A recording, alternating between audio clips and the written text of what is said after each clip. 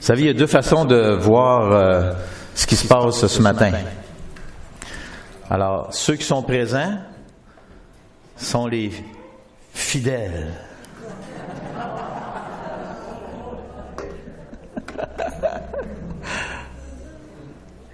Ou l'enlèvement a eu lieu, puis nous autres, on est encore là.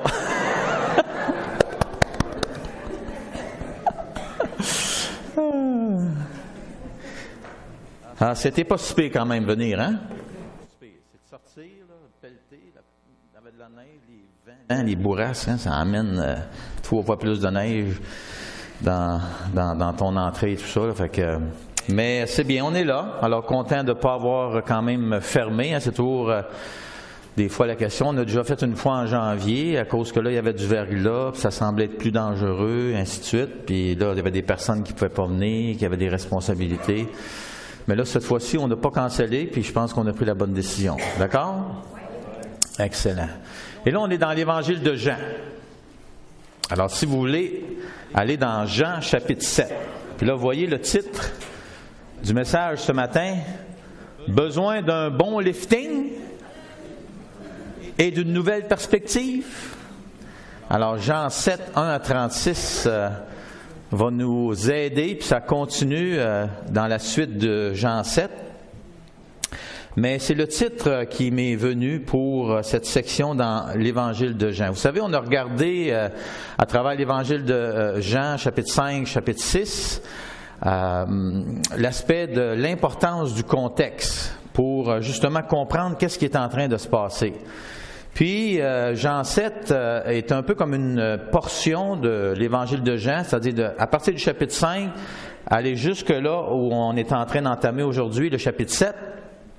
Ça fait partie un peu de ce qu'on peut appeler la montée de l'opposition face à Jésus, face à son ministère, face à son enseignement, face à ses prétentions prétentieuses, selon les Juifs, concernant son identité messianique et son origine divine. Et là, comme si vous vous en rappelez, mais Jean 5 a commencé avec un miracle qui s'est passé à Jérusalem, à la piscine de Bethesda. Et puis là, ça s'est fait le jour du sabbat. Et là, ça a suscité toute une controverse. Les leaders religieux, eux, ont accroché sur le fait que c'était le jour du sabbat. Et là, Jésus a profité de l'occasion, puis il en a mis un peu plus pour justement alimenter la controverse. Et là, il leur a dit pourquoi il avait fait ça le jour du sabbat. Vous vous en rappelez pourquoi il a fait ça le jour du sabbat? Et là, il a fait une déclaration qu'il n'y a pas personne d'entre nous qui pouvait faire, à moins d'avoir le fondement des prétentions que Jésus a prétendu être. Parce que c'est assez particulier, là. Rappelez-vous ce qu'il a dit? Pourquoi il avait fait ça le jour du sabbat? Il n'a pas dit à ce moment-là qu'il était le maître du sabbat. C'est pas à cette occasion-là qu'il a dit ça. C'est pas que c'est pas bon. Il l'a dit dans une autre occasion. Mais cette fois-ci, il a dit quelque chose d'encore plus... en tout cas, ça va dans le même sens, mais encore plus clair dans un sens que même de dire qu'il était le maître du sabbat. Parce que de dire qu'il était le maître du sabbat, c'est prétentieux, là. Qui est le maître du sabbat? C'est Dieu. Alors là, c'est comme wow, wow, wow, wow, wow, wow, wow. Mais là, il dit encore quelque chose d'encore plus choquant que ça. Vous en rappelez-vous? Pardon? Alors, il dit, mon père, lui, il travaille le jour du sabbat. Ben, il dit, moi aussi, je travaille. Quoi? Comprenez-vous l'implication de ça? Alors, Jésus est en train vraiment de révéler son identité. Et là, il dit, moi et le Père, dans le fond, on est un. Tout ce que le Père fait, le Fils le fait pareillement. Hein? Mais là, voyons donc. Comment est-ce possible? Il y a juste une seule réponse à ça. C'est qu'il est Dieu. Et ils l'ont compris, les Juifs. Ils ont compris que Jésus prétendait là, être égal à son Père. Donc, il était Dieu. Et ça, pour eux, c'était un blasphème. C'est impossible, c'est inimaginable. Alors là, ça a emmené de la controverse. Là, Jésus quitte. Et là, je vais vous mettre, en passant, j'ai une petite carte géographique que je vous avais montrée. Marche-tu? Voilà. Alors, Jésus a fait son miracle ici dans la région de Jérusalem, la piscine de Bethesda, et là, il décide de monter et il s'en va en Galilée. Et là, qu'est-ce qui se passe en Galilée? Bien là, il fait le miracle de la multiplication des pains. Et là, encore là, lors de cette multiplication des pains-là, Jésus va faire ce miracle-là. Ensuite, il va faire le miracle de marcher sur les eaux. Et là, il s'en va dans la région de Capernaum. Et là, il y a toute une foule qui le suit. Et là, il enseigne comme de quoi qu'il est le pain de vie. Et que pour avoir la vie éternelle, il faut manger sa chair et boire son sang. Et là, encore là, c'est comme, ben voyons donc, qu'est-ce que tu es en train de dire là? Puis là, au lieu d'agrandir sa popularité, là, on voit que toute une gang de personnes décide de le laisser de côté puis de dire, là, tu vas trop loin, les paroles que tu dis sont trop dures. Puis là, ce qu'il est en train de dire dans Jean 6, et là, il y avait dans un sens un verset clé ou une pensée vraiment importante dans Jean 6, où là, Jésus a dit, en fin de compte, pourquoi ces gens-là l'ont quitté. C'est pas parce qu'ils n'ont pas compris ce qu'il a dit, mais c'est parce qu'ils ont trouvé qu'il allait trop loin. C'était choquant de dire ce qu'il disait. Et là, ils ont dit, là, on n'est plus capable d'adhérer à ton enseignement. Et c'est pour ça que pour Jean, qui écrit son évangile, il va essayer de démontrer qu'est-ce qui s'est passé quand il dit dans Jean 1 que la parole qui était Dieu, qui s'est faite chair, elle est venue chez les siens et les siens ne l'ont pas reçue. Et là, maintenant, Jean explique pourquoi ils ne l'ont pas reçue. Et dans Jean 6, il dit, les gens disent, tu vas trop loin. C'est impossible de croire en ce que tu viens de dire là. C'est impossible pour nous d'adhérer à ça. Et là, on revient de bord. Et là, la grande majorité l'ont quitté. Puis là, on voit qu'il y a différentes sortes de disciples. On avait regardé ça ensemble. Et là, qu'il y en avait 11 sur les 12 disciples qui étaient vraiment lui, qui eux... Et là, Jean ferait sortir une vérité très importante. Et là, c'est Jésus qui le montre en disant, si vous êtes encore là, vous les 11, c'est pas parce que vous m'avez choisi. C'est parce que je vous ai choisi. Et si vous croyez en moi, vous les 11, c'est pas parce que vous avez eu l'initiative. C'est pas parce que vous êtes plus spirituel, c'est pas parce que vous êtes plus avancé, c'est pas parce que vous avez une vie morale meilleure que les autres, comme s'il s'agissait de ce que nous on fait pour s'approcher de Dieu, pour que là on adhère à Dieu. Non, Jésus dit une vérité très importante. Si vous êtes là, vous, là, les 11, et qui est parmi les 12, il y en a un qui va justement devenir un diable, et là, il ne s'est pas mentionné c'est qui, pas entre eux, là, Jésus savait c'est qui, et Jean nous le dit parce qu'il sait c'est qui. Mais il dit, la raison pour laquelle vous êtes encore là, c'est pas parce que vous m'avez choisi, c'est parce que moi je vous ai choisi. Puis la raison pour laquelle je vous ai choisi, c'est parce que le Père s'est révélé à vous. Et là, c'est comme une vérité qui est profonde. Ceux qui croient en Jésus, là, c'est parce qu'ils ont entendu la voix du Père résonner dans leur âme, dans leur esprit, dans leur cœur. Et là, ils ont reçu favorablement ce que le Père leur a communiqué sur Jésus. Et ça, c'est un miracle. Puis on comprend. Je l'avais expliqué. Si on est mort, un mort, ça le dit, il est mort. Donc, il faut que quelqu'un vienne insuffler la vie en nous pour qu'on puisse, et c'est ça que Jésus est en train de dire, et un jour il l'a dit aussi à Pierre en disant, Pierre, tu es heureux, tu dis, je suis le Christ, le Fils de Dieu, mais ça ne vient pas de toi, ça, mon Pierre. C'est mon Père qui te l'a révélé. Maintenant, ici, dans Jean 7, il y a une autre vérité très importante que Jean, l'auteur, veut faire ressortir. Comment on peut arriver, justement, à croire en Jésus?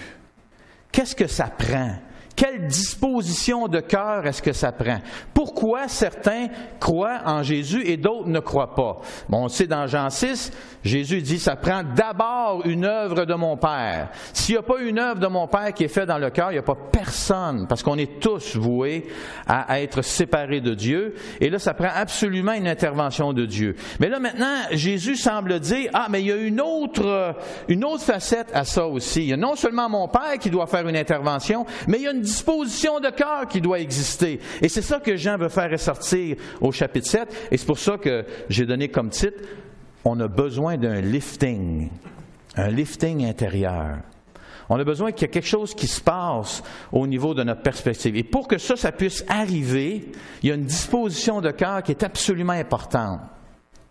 En fait, ce que je trouve ça vraiment intéressant avec Jean, parce que un des éléments que j'ai voulu faire ressortir en disant, voyez, le contexte, c'est vraiment important. Je vais donner des exemples pour essayer de comprendre que si on n'a pas le contexte, on peut arriver à des mauvaises conclusions. On va arriver à des faussetés. On va arriver à prendre des décisions qui ne sont pas éclairées et on va se tromper. Donc, l'importance du contexte. Maintenant, Jean, ici, dans le chapitre 7, ce qu'il va faire ressortir, puis c'est vraiment intéressant, c'est qu'il dit, en fait, là, quand on regarde la vie, quand tu regardes les choses, quand tu regardes ce qui se passe autour de toi, quand tu regardes, par exemple, ce qui se passait là, à Jérusalem avec Jésus et différentes choses qui étaient en train d'arriver, qui étaient comme hors de l'ordinaire, bien, il y a 3 façons de voir. On appelle ça une perspective. Il y a 3 sortes de perspectives. Et vous savez, on est tous dans ce même monde-là. On peut fonctionner sur la base de 3 différentes perspectives. Puis Jean dit, il y en a juste une qui fonctionne. Les 2 autres, là, elles vont toujours nous éloigner de Dieu.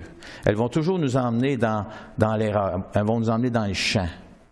Et là, c'est ça que Jean va expliquer dans cet évangile-là, et j'aimerais ça vous la faire ressortir, ces 3 perspectives-là, parce qu'elles sont très pratiques. Et si on s'arrêterait nous-mêmes à un certain moment donné, où on vit des situations difficiles, des circonstances, peu importe, puis là, on est tous en questionnement, et si on s'arrêtait là, puis on disait, OK, sur quelle perspective je suis en train de fonctionner présentement?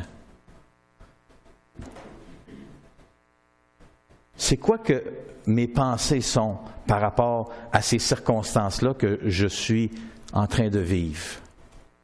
Alors, ce soit ma perspective, elle peut être celle qui est terrestre, elle peut être céleste, ou elle peut être... C'est quoi la 3e, vous pensez? Diablesse. Ça fait des S, hein? Terrestre, céleste, diablesse. Il y en a juste 3. Il n'y en a pas plus que 3. Et on peut tout le temps catégoriser les choses en fonction, ça c'est terrestre, ça c'est la perspective terrestre. Non, celle-là, c'est la perspective céleste. Celle-là, c'est la perspective diablesse. Et je vais essayer de vous faire montrer ça justement dans Jean 7. Et là, on va lire Jean 7, 1 à 36. Et juste avant de lire Jean 7 à 36, je vais vous inviter à venir avec moi dans la prière. Prions ensemble. Seigneur Jésus, on vient devant toi ce matin. On veut te remercier parce que ta parole, elle est vivante puis elle est pratique. Et elle veut nous instruire. Elle veut nous aider justement à nous orienter pour que, face à cette orientation-là, tout le reste de notre vie en découle.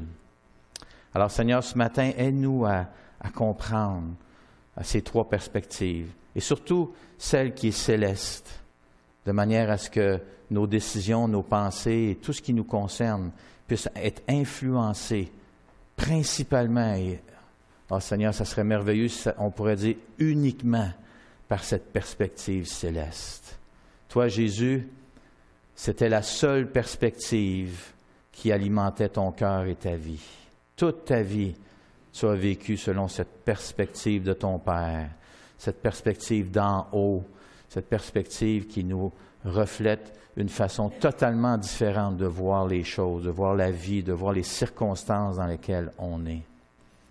Alors Seigneur, ouvre nos yeux ce matin. Permets à nos cœurs de recevoir encore plus de ta perspective, de qui tu es toi, de ce que ta parole nous montre sur ton identité et tes origines divines, de manière à ce que, Seigneur, on soit influencé par ces vérités qui sont là dans ta parole et qui sont tellement importantes, qui font tellement une différence dans notre vie quotidienne. Alors que ton esprit nous aide, nous accompagne. Et c'est en ton nom, Jésus, qu'on te prie. Amen. Pendant que je vais lire Jean 7, 1 à 36, essayez de voir, puis là, je vais vous les montrer après, là, les versets où on voit chacune de ces trois perspectives-là. Mais essayez de, mentalement, pendant que je lis, de dire, ah, ouais, ça ressemble plus à la perspective terrestre. Ah, celle-là, c'est plus, ça serait probablement céleste. Ou celle-là, ah, ça, c'est diablesse.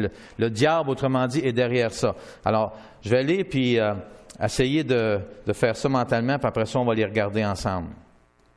Après cela, donc, chapitre 7, verset 1, après cela, donc ça veut dire à peu près 6 mois plus tard, parce que le chapitre 6 finit avec l'enseignement que Jésus a fait sur le pain de vie.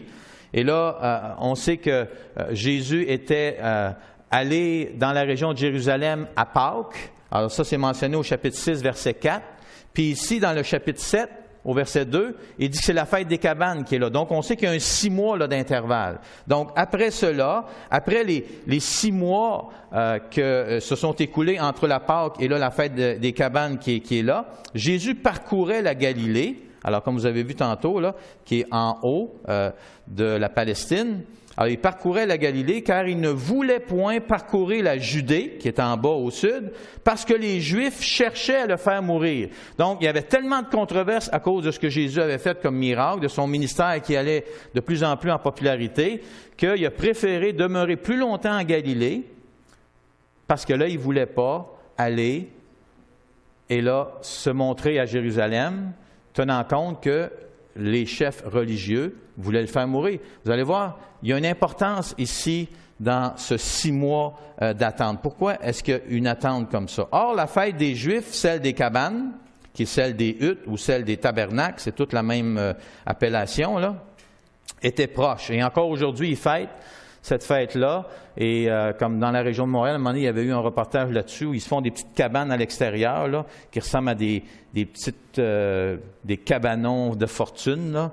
Et puis, pour eux, là, ça symbolise ce temps où ils ont été dans le désert. Alors, ils fêtent encore cette fête-là aujourd'hui, comme ils la fêtaient aussi au temps de Jésus. Ses frères lui dirent, donc ça, c'est ses frères de sang, dire à Jésus, « Pars d'ici et va en Judée, afin que tes disciples contemplent aussi les œuvres que tu fais. » Et là, il rajoute, « Personne n'agit en secret s'il cherche à se mettre en évidence. » Voyez-vous, donc, si toi, Jésus, tu veux vraiment que ta popularité continue à augmenter, puis là, il ne faut pas oublier qu'au chapitre 6, il a semblé perdre beaucoup de points. Il y a beaucoup de monde qui l'ont délaissé à cause que ses paroles étaient trop dures. Donc, vas-y maintenant, va à Jérusalem. Pourquoi? Parce que là, c'est la fête des cabanes. Et la fête des cabanes, il y a beaucoup de monde. Il y a du monde qui vient de partout, des Juifs qui viennent de partout, des Juifs de la diaspora qui sont répartis un peu partout, des Juifs de la région, de la Galilée, tout ça. Ils s'en vont tous là, puis là, ça va être plein à craquer. C'est une des fêtes, en fait, ils disent que c'est la fête la plus populaire qui attire le plus de monde à Jérusalem à cause que c'est justement cette fête-là et que les gens aiment fêter cette fête-là. Donc, il y avait beaucoup de monde qui était anticipé à être présent. Alors, ils disent, vas-y, puis monte-toi devant tout le monde. Et puis là, au verset 5, « En effet, ses frères non plus ne croyaient pas en lui. » Jésus leur dit, regardez bien là, le moment n'est pas encore venu pour moi, mais pour vous, le moment est toujours opportun. Intéressant. Alors, Jésus, il ne marche pas sur le même calendrier. Voyez-vous deux perspectives ici? Hein? Une qui est humaine, celle des frères de Jésus, et une qui est céleste, qui est celle du Père de Jésus. Et là, Jésus, lui, veut s'enligner avec quel calendrier? Avec celui de son Père, non pas avec celui de ses frères. Et là, Jésus rajoute, le monde, en parlant des gens, ne peut vous haïr. Il a de la haine pour moi.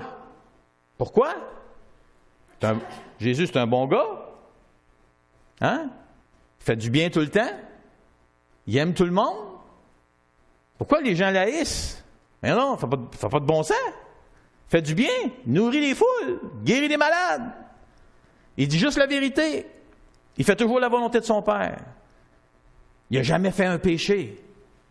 Pourtant, Jésus dit à ses frères, ils ont de la haine pour moi.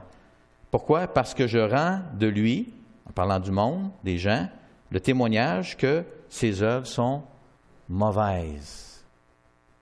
Alors, vous voulez vous faire haïr? Voici la recette parfaite. Dites aux gens ce qu'ils veulent entendre. Confirmez leur façon de penser, même si c'est des pensées humaines, terrestres. Puis Jésus dit, ils vont vous aimer. Venez maintenant avec la perspective de Dieu, contrariez-les un petit peu, mettez en question leur plan, puis là, qu'est-ce qui va arriver? Ils vont vous haïr. Ça, c'est seulement si ils ne veulent pas entendre la perspective de Dieu. C'est ça qui est impliqué ici. Parce que dans les Proverbes, par exemple, ça dit « reprends un juste » en disant quelqu'un qui craint Dieu, quelqu'un qui aime Dieu, reprends-le, puis il va t'aimer. Reprends un insensé, quelqu'un qui ne veut pas Dieu dans sa vie, qui ne veut pas la perspective de Dieu dans sa vie, qui ne veut pas être contrarié dans ses projets, dans ses plans, dans sa façon de penser, dans ses désirs, dans ses besoins, dans tout ce qu'il pense qui est mieux pour lui, mais qui est basé sur sa façon de penser ou la pensée humaine, la perspective terrestre, puis il va te haïr. C'est en plein ce que Jésus est en train de dire ici. Moi, Jésus, je fais la volonté de mon Père.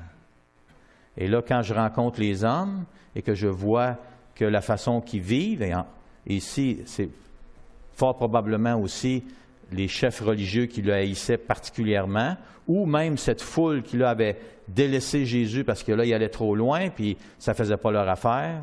Alors, parce qu'eux ne pouvaient pas recevoir les paroles de Jésus qui étaient celles de son Père, bien, ils haïssaient Jésus. Alors là, Jésus dit au verset 8, « Montez-vous à la fête. Moi, je ne monte pas encore à cette fête parce que le moment pour moi n'est pas encore accompli. » Alors encore là, ici, Jésus renforce la même idée que tantôt. Après leur avoir dit cela, il resta en Galilée. Donc, il est resté encore un peu de temps. Quand ses frères furent montés à la fête, alors il y monta aussi lui-même. Ici, ça semble être comme une contradiction, hein? Êtes-vous d'accord?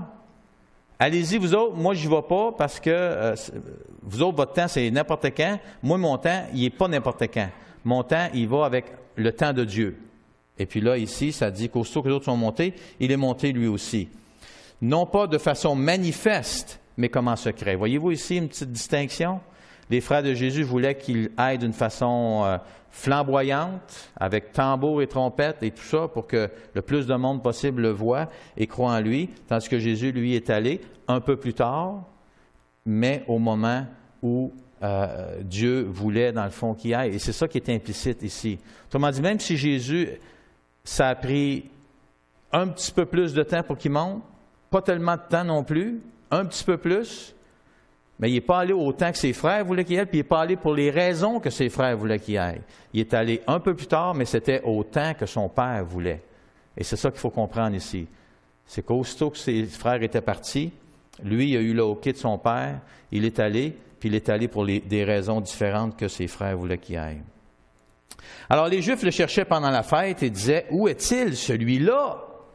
Il est où? » Alors, il y a une certaine frustration ici, une certaine détermination aussi qui est là. Et il y avait dans la foule beaucoup de murmures à son sujet, au sujet de Jésus. Les uns disaient, c'est un homme de bien, mais d'autres disaient, non, au contraire, il égare la foule. Personne, toutefois, ne parlait ouvertement de lui par crainte des Juifs. On était déjà au milieu de la fête quand Jésus monta au temple et il enseignait. Les Juifs s'étonnaient et disaient, comment connaît-il les Écritures, lui qui n'a pas étudié? Jésus leur répondit, « Mon enseignement n'est pas de moi, mais de celui qui m'a envoyé, qui veut dire son Père. Si quelqu'un veut faire sa volonté, en parlant de la volonté de son Père, il reconnaîtra si cet enseignement que je donne vient de Dieu ou si mes paroles viennent de moi-même. » Et ici, c'est le verset clé. Ça, c'est la vérité que Jean veut faire ressortir à ce point-ci. La disposition de cœur d'une personne va faire la différence pour reconnaître si l'enseignement de Jésus est de lui-même ou s'il vient de Dieu. Et verset 18, « Celui dont les paroles viennent de lui-même cherche sa propre gloire, mais celui qui cherche la gloire de celui qui l'a envoyé est vrai, et il n'y a pas d'injustice en lui. Moïse ne vous a-t-il pas donné la loi, et nul de vous ne pratique la loi. Pourquoi cherchez-vous à me faire mourir? » La foule répondit, « Tu es un démon! Qui cherche à te faire mourir? » Jésus leur répondit, « J'ai fait une œuvre, et vous en êtes tous étonnés, choqués. Moïse vous a donné la circoncision, non qu'elle vient de Moïse, car elle vient en fait des patriarches. Elle existait du temps des patriarches. Et vous circoncisez un homme pendant le sabbat. Si un homme reçoit la circoncision pendant le sabbat, afin que la loi de Moïse ne soit pas violée, pourquoi vous irritez-vous contre moi parce que j'ai rendu à la santé un homme tout entier pendant le sabbat? Là, Jésus fait ressortir une certaine contradiction qu'ils ont dans leur façon de raisonner.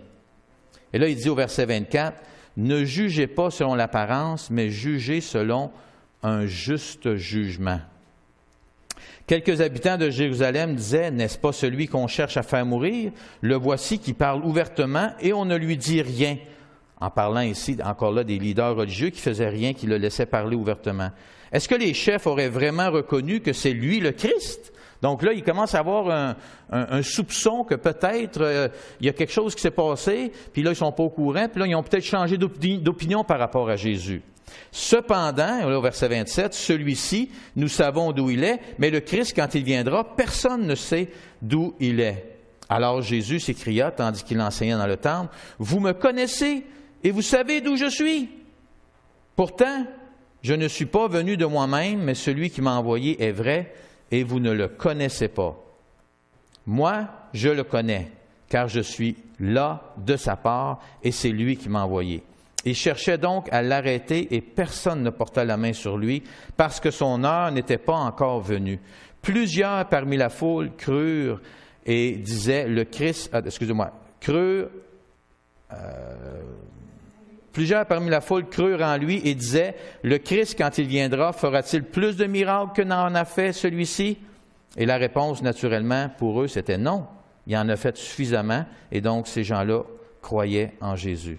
Alors, verset 32. Les pharisiens entendirent ce que la foule murmurait à son sujet.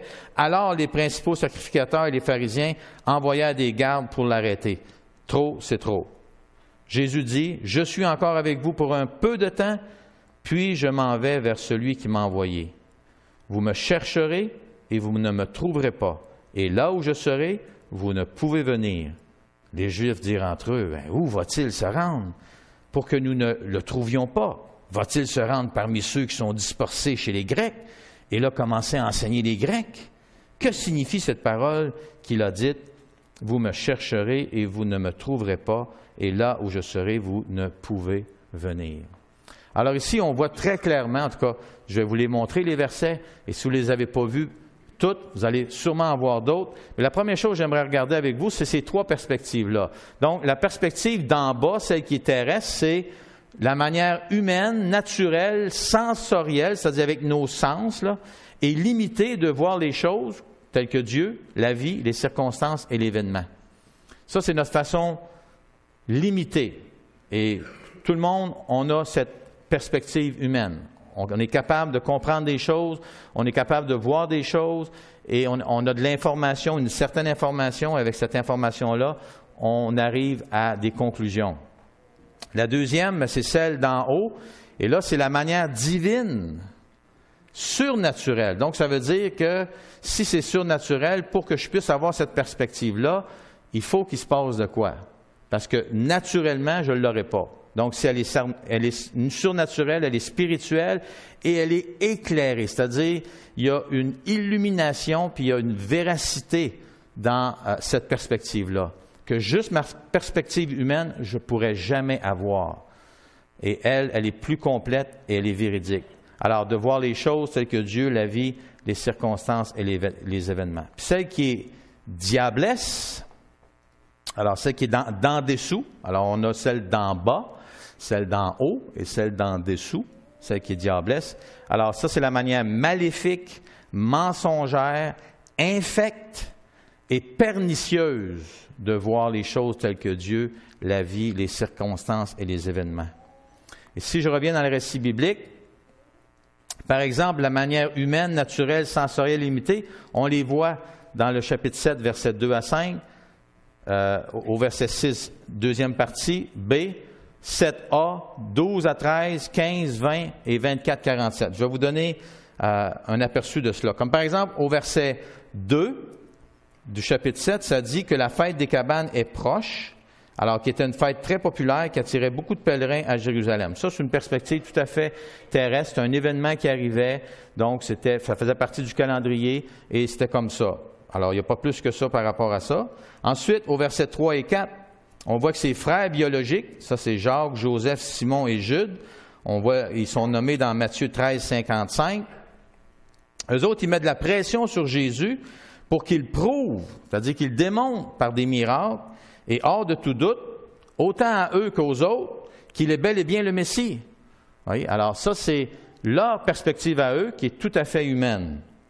Ensuite, au verset 5, 6b et 7a, ça dit aussi que ses frères ne croyaient pas en lui et ils ne connaissaient rien du plan, c'est-à-dire du timing, du moment, de l'échéance du calendrier de Dieu. Ils n'en avaient aucune idée. Ils refusaient d'écouter la parole de Dieu et de reconnaître en Jésus le Messie promis parce qu'ils ne croyaient pas en lui. Et là, Jésus explique qu'eux, ils font partie du monde. Et donc, ils se comportent comme les gens du monde. Ils raisonnent comme le monde. Et c'est pour ça qu'ils ne croyaient pas en lui. Dans les versets 12 à 13, c'est mentionné là que la foule, qui était des Juifs qui étaient venus de la Judée, de la Galilée, de la diaspora, comme j'ai mentionné, eux autres, ils murmuraient, c'est-à-dire ils faisaient circuler à Jérusalem une grande rumeur où là, il y avait différentes opinions au sujet de Jésus. Certains disaient que c'était un homme de bien, tandis que d'autres disaient qu'il était un charlatan car il égarait la foule, il égarait la multitude. Puis en même temps, on voit que les gens n'osaient pas parler ouvertement de Jésus car ils craignaient les représailles de la part des leaders religieux. Ça, c'est vraiment la perspective tout à fait terre à terre et humaine de ce qui est en train de se passer. Au verset 14, les gens du peuple étaient étonnés par la façon unique que Jésus avait d'enseigner et par sa grande connaissance des Écritures de l'Ancien Testament, malgré le fait qu'ils n'avaient pas reçu de formation théologique officielle.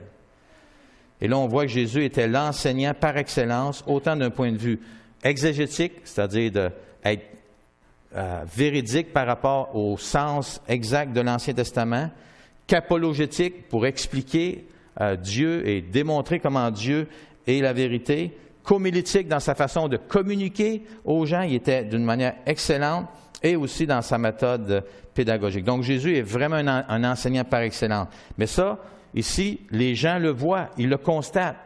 Mais ça, c'est simplement une perspective humaine.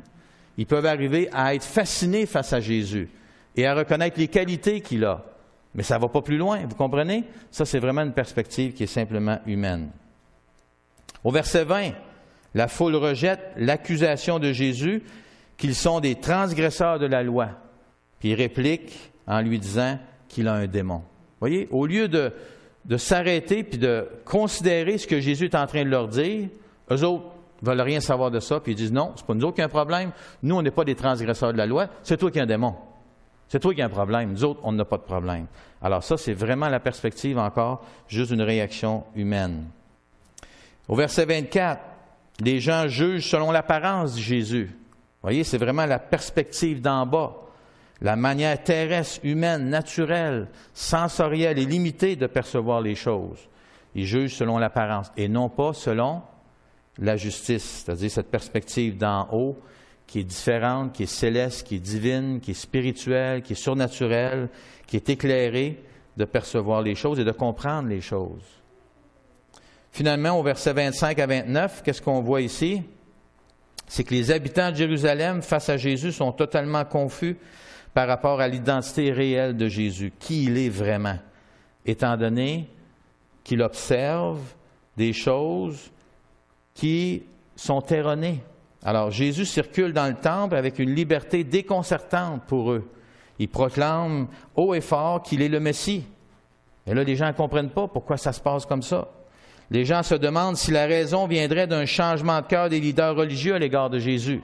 Toutefois, cette suggestion est rapidement repoussée par le premier des 3 critères populaires de ce que devait être le Messie, lorsqu'ils disent « Personne ne devrait savoir d'où il était ». Ça, c'est ce qu'ils citent. Alors, pour eux, il y avait une conception populaire qui était que le Messie, dans le fond, personne ne va savoir d'où il vient.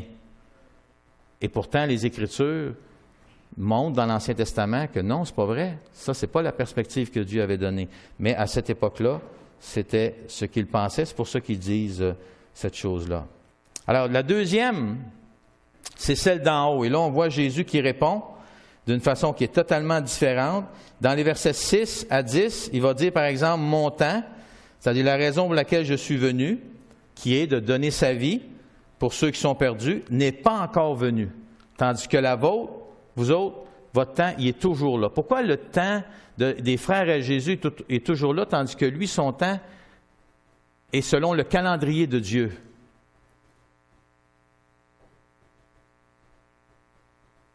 Mais la seule réponse à donner à ça, c'est qu'ils ne connaissent pas Dieu.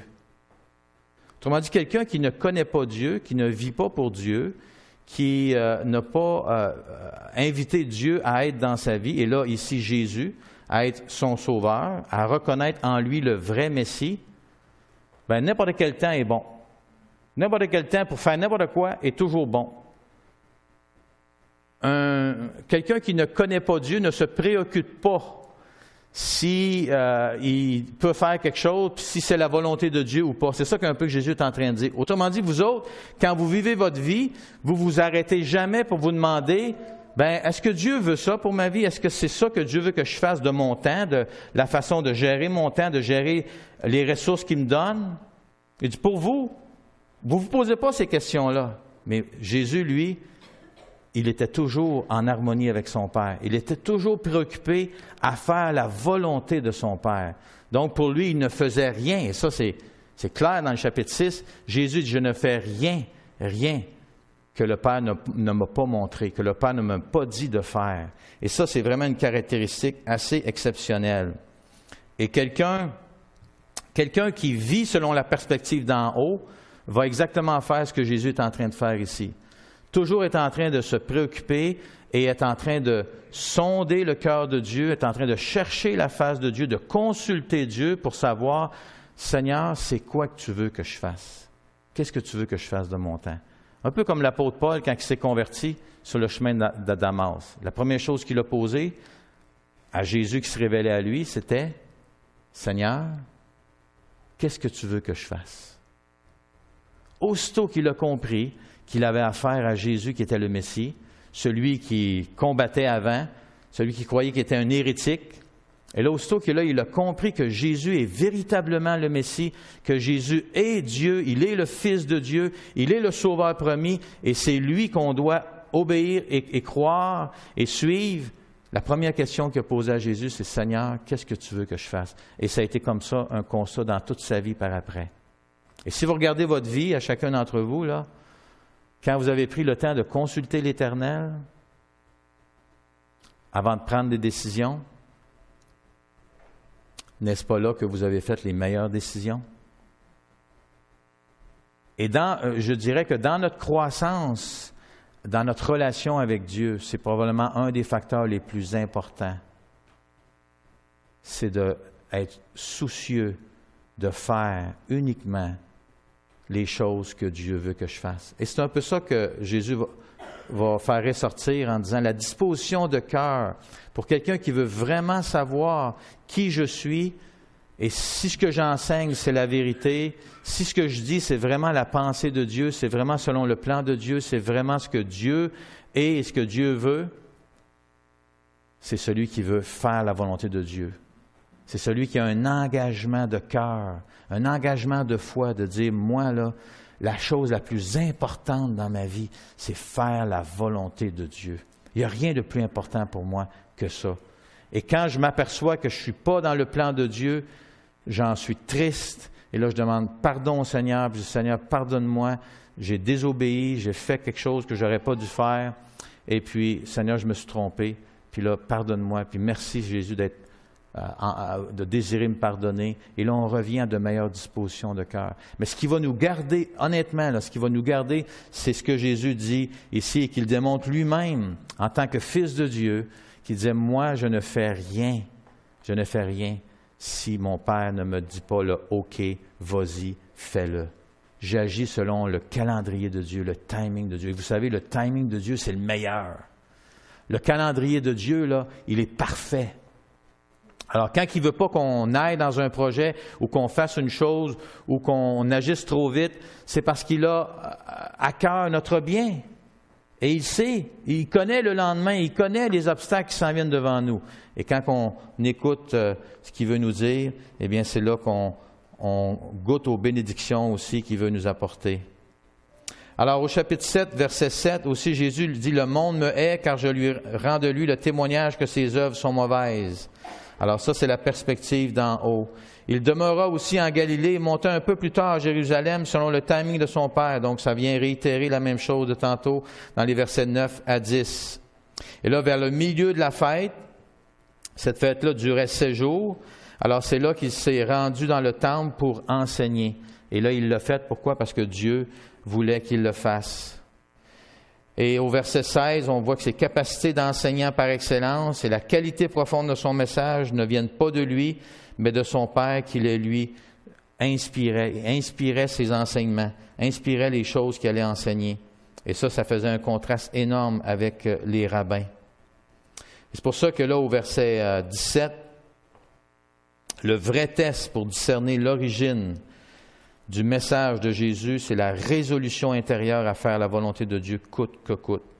Et si j'aime le petit commentaire de Carson que j'aimerais vous donner, il dit ceci, ce qui est exprimé ici, c'est un engagement de foi qui ouvre la porte à la personne qui cherche de comprendre la révélation de Dieu. Alors, cette disposition de cœur-là est absolument essentielle si on veut recevoir de Dieu sa parole et être illuminé par son Saint-Esprit. Et ça fait faire toute la différence dans notre vie. Ensuite, Jésus dit le vrai test aussi pour discerner la légitimité du ministère de quelqu'un et de ses motifs qui prétend parler ou agir au nom de Dieu. C'est facile, vous savez, c'est quoi? Alors, quelqu'un qui dit, moi, Dieu m'a parlé, Dieu agit à travers moi, mon ministère, ou ce que je suis en train de vous dire, c'est un enseignement de Dieu. Bien, Jésus, il dit, c'est simple. C'est regarder son portfolio personnel. Est-ce qu'il est en train de se promouvoir lui-même? Est-ce qu'il est en train de vouloir chercher sa propre gloire? Ou est-ce qu'il est en train de chercher la gloire d'un autre, c'est-à-dire la gloire de mon Père, la gloire de Dieu? Alors, quelqu'un qui est là pour lui-même, il va faire la promotion, il va chercher ses propres intérêts personnels. Vous savez, dans le temps de l'Église primitive, donc dans le 1er siècle de l'ère chrétienne, 2e siècle, ils avaient développé un critère parce qu'il y avait beaucoup de prédicateurs itinérants. Donc, ils se promenaient de ville en ville, puis là, on recevait un frère d'une telle place, puis là, il restait pendant un certain nombre de temps. Et là, des fois, il y avait des lettres de recommandation qui étaient nécessaires pour dire, OK, oui, lui, il était recommandé par tel frère qui, lui, est connu dans le milieu chrétien. Donc, il enseigne la vérité, il enseigne selon le cœur de Dieu, il enseigne selon le conseil de Dieu. Mais il y avait un des trucs qui étaient donnés, qui circulait entre les leaders d'Église en disant, écoute, si quelqu'un veut venir prêcher dans ton Église, d'une manière ou d'une autre, tu es en contact avec, puis la première chose qu'il te demande, c'est combien ça donne. Il dit, c'est un charlatan. Ne l'invite pas. Alors déjà là, ça montrait un peu ce que Jésus est en train de dire. Si quelqu'un cherche ses propres intérêts, s'il est là pour lui-même, pour ses propres intérêts, c'est parce que ce n'est pas quelqu'un qui est de Dieu. Alors Jésus dit, moi je suis ici non pas pour moi-même, pour faire ma promotion de moi-même, mais je suis ici pour faire la promotion de mon Père. Et il faisait toujours clair que tout ce qu'il faisait, lui, c'était grâce à son Père et à cette relation-là qu'il avait avec lui. Et là, un autre élément important, dans les versets 33 à 34, ça dit que l'heure de Jésus s'en vient.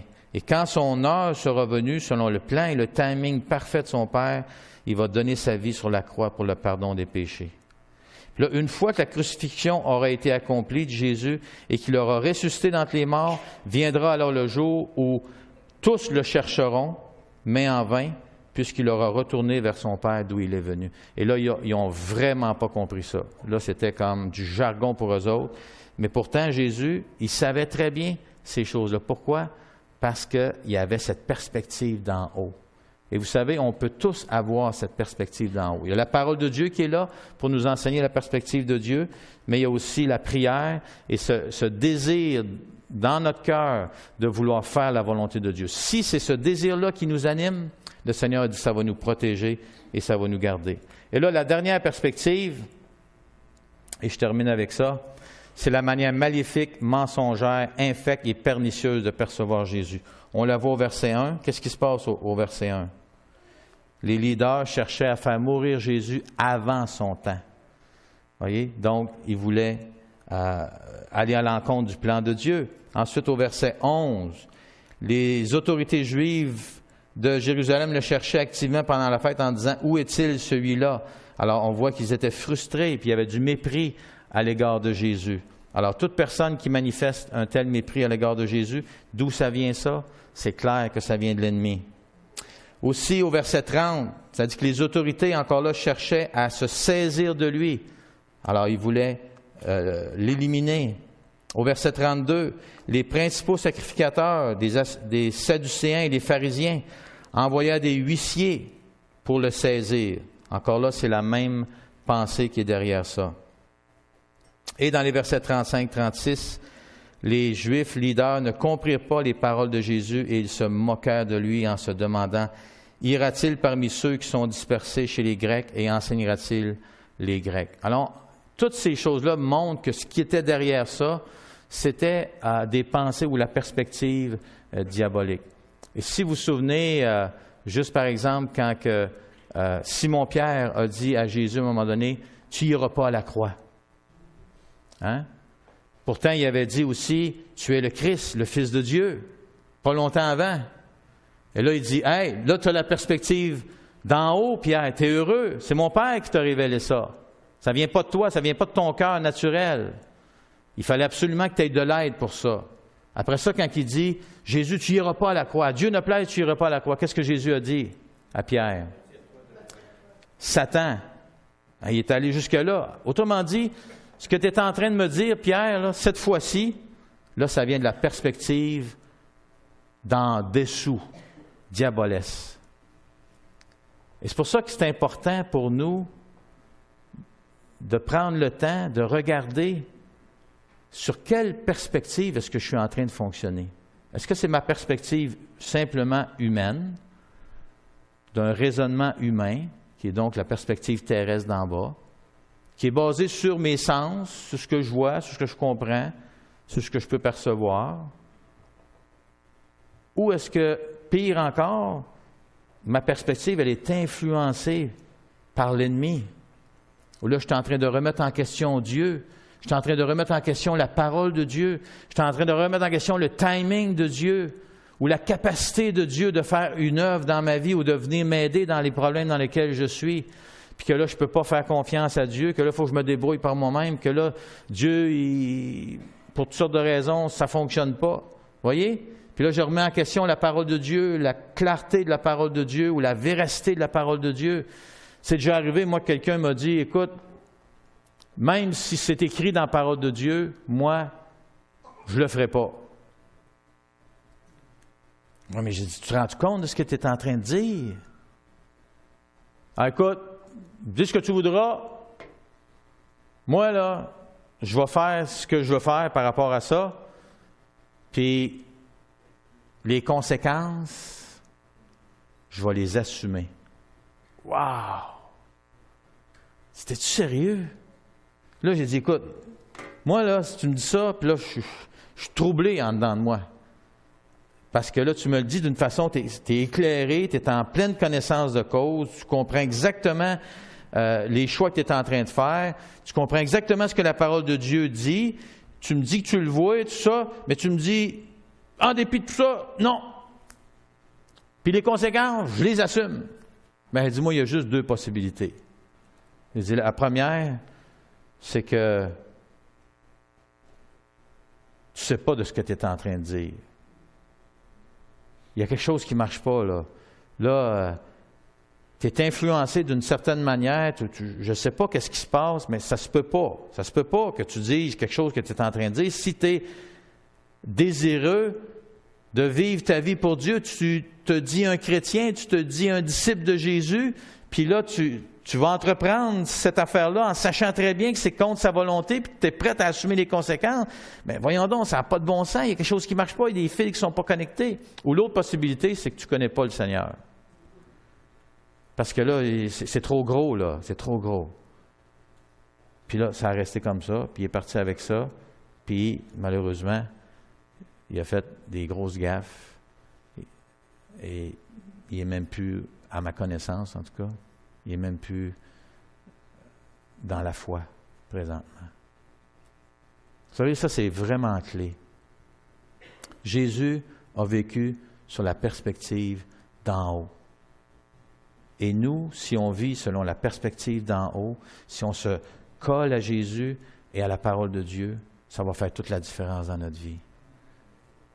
Et peut-être vous êtes dans des situations présentement où vous vous posez des questions, vous êtes en réflexion. Je vous invite à prendre le temps.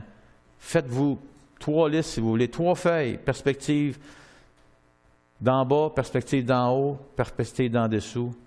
Puis là, face à la situation où vous vivez, qu'est-ce que je suis en train de me dire? Ça vient-tu de Dieu, ça? Ça vient-tu de moi? Ou même ça vient-tu de l'ennemi qui essaie de m'éloigner et m'emmener à faire des erreurs dans les décisions que je vais prendre? Prions ensemble. Je vais vous inviter à prier avec moi ce matin.